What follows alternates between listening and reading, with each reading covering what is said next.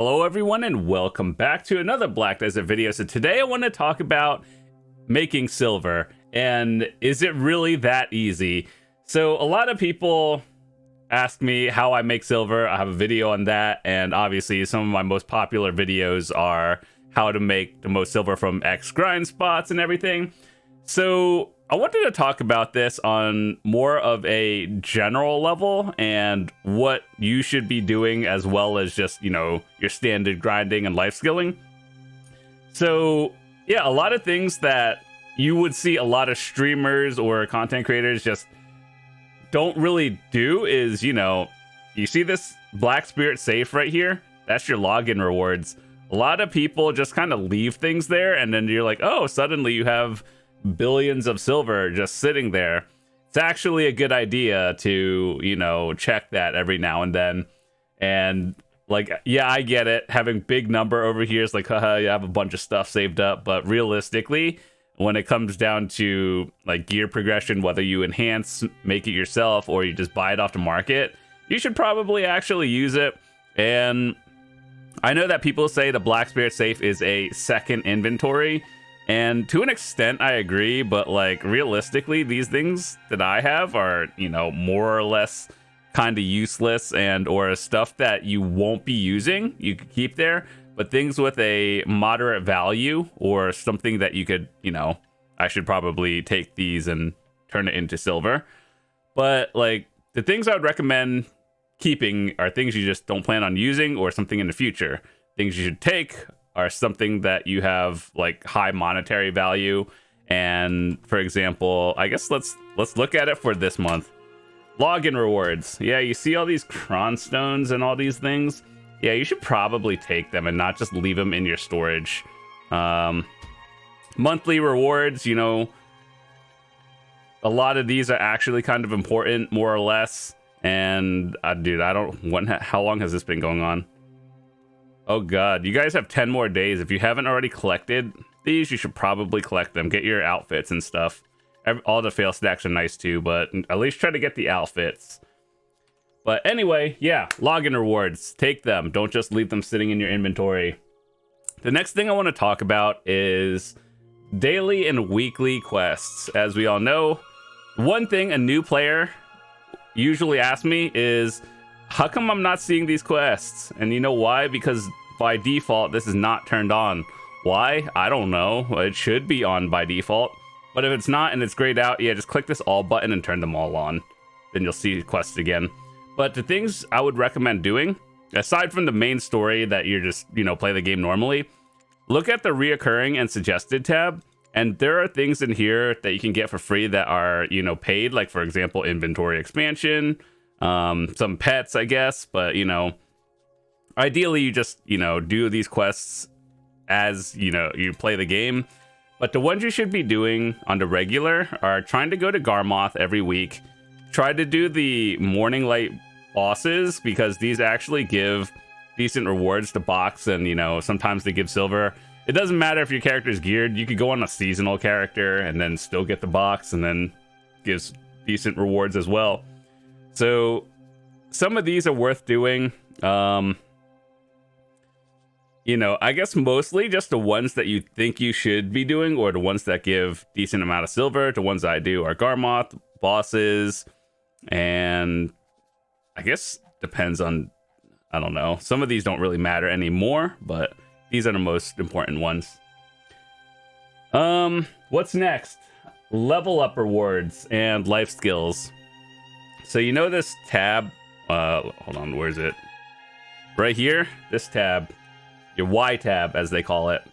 These rewards are stuff that you get every day. Make sure to check them. Don't just leave things in here that, you don't use. If you have a value pack, that's where your loot scroll goes. If you get daily rewards from events and everything, you can get that. But, events and time-gated stuff like, here, play this much, and then you get rewards. If I left my computer on 24/7, I would have these. But actually, how close am I to 27,000 hours? And most of these are active hours, by the way, not AFK hours that you see. So, yeah, just, you can get rewards over here. kind of a lot of silver. And yeah, so another thing is, you know how you have all your life skills, right? When you get to certain milestones like Master or Guru, it kind of gives you challenge awards for all of these. And believe it or not, some of these are pretty decent. I would say they're kind of a little bit outdated now, but like some of these, you know, it's just like, here's some free silver, take it.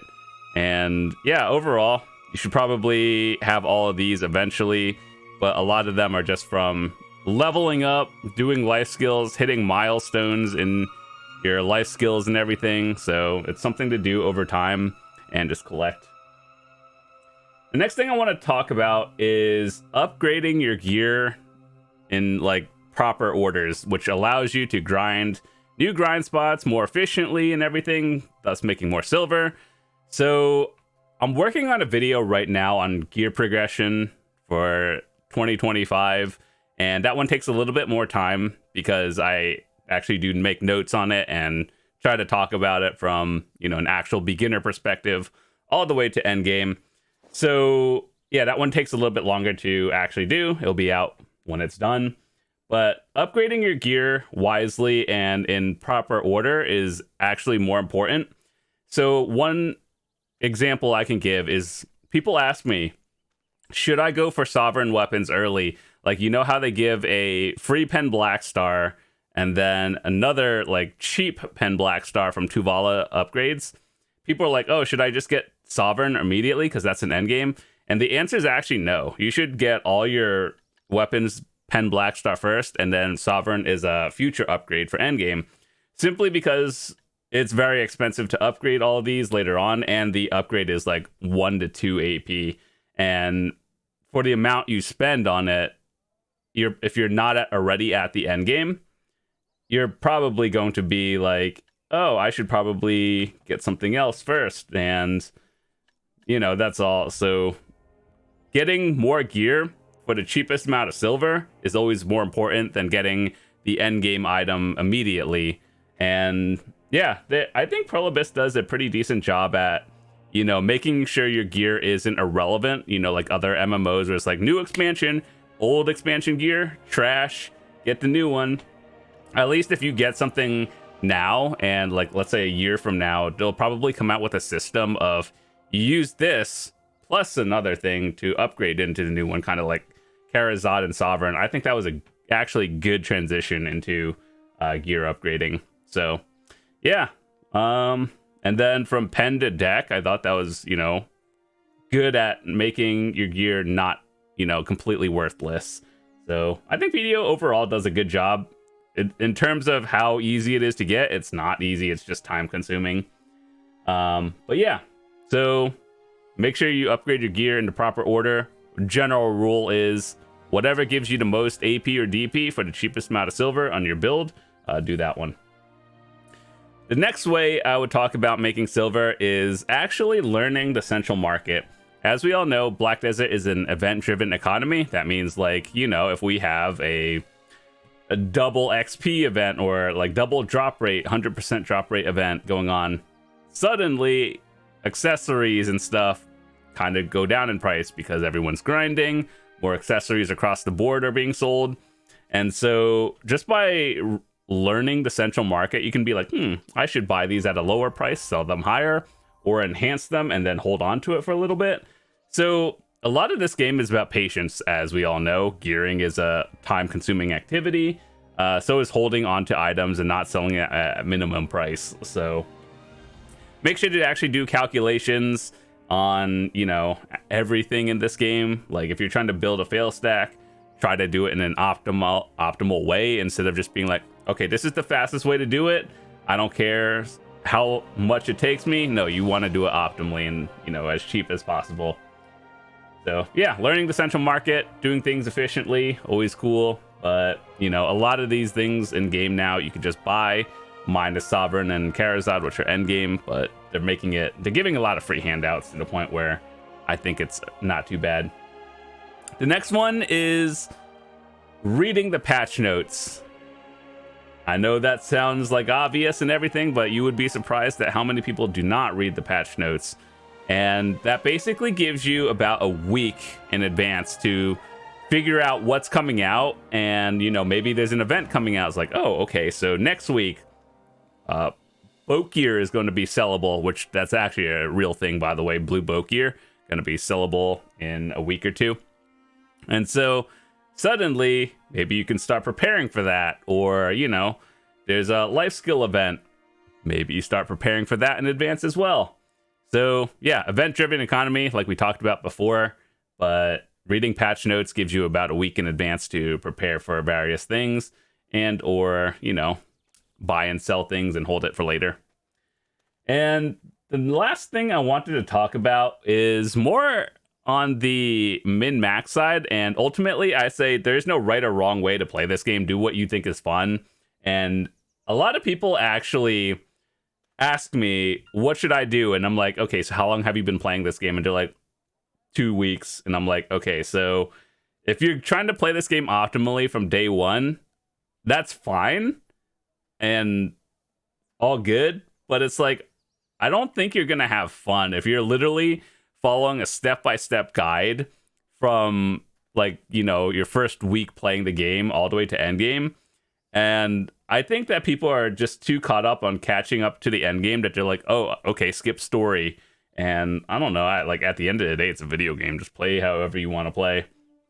But I don't think like that's a wrong mindset to have. I just think it's, you know, why are you playing if you're just gonna skip everything and go to end game? But either way, that's not a big deal. So either way, doing profitable activities. Let me just give you a quick rundown. I have a more detailed video. You can find it on my channel of like best life skills, best grind spots, if you care to watch those. Gathering is a high silver activity, whether you sell it or turn it into new things. Fishing has been buffed over the past few months, where it's literally you just go AFK, and then, you know, it is kind of a little bit of a you kind of have to have a investment into it first. But fishing is a lot of silver if you keep your game on overnight, which I should do, but I don't. Yeah, you make a lot more these days. Hunting is low-key really high silver if you know what you're doing. It does have a pretty decent initial investment into it, though. Cooking, literally an AFK activity. If you do gathering, cooking, alchemy, and processing, connect it, you know, together. Like gather materials, do these 3 life skills, and you'll be good.